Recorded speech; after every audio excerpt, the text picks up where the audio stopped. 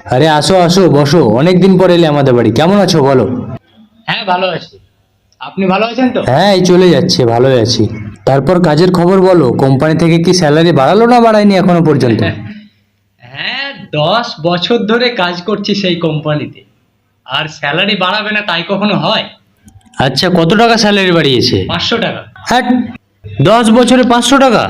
আচ্ছা, একটা কথা বলতাম যদি কিছু না মনে করেন। কি কথা বলো না।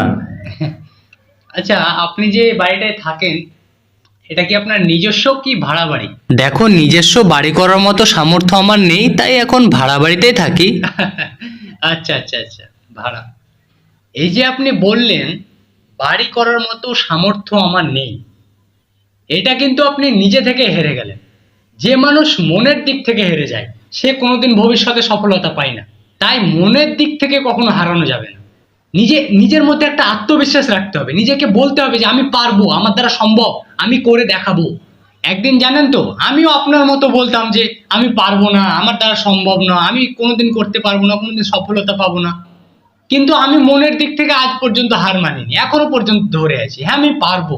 এই বিশ্বাস ধরে রাখার জন্য আমি আজ সফলতা পেয়েছি। এই যে মানুষের মধ্যে ক্ষোভ, একটা জেদ, এই জেদটা থাকা দরকার প্রতিটা মানুষের ক্ষেত্রে, যেটা আপনার মধ্যে নেই কিন্তু আমার মধ্যে আছে। আচ্ছা, তুমি কি এখন ভাড়া বাড়িতে থাকো না নিজস্ব বাড়ি করেছো? আপনার কি দেখে মনে হচ্ছে?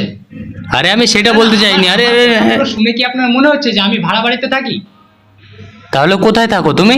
আমি শ্বশুর বাড়িতে থাকি, ঘর জামাই। হাট, বেয়াদব কথাকার, খালি উল্টো পাল্টা কথাবার্তা।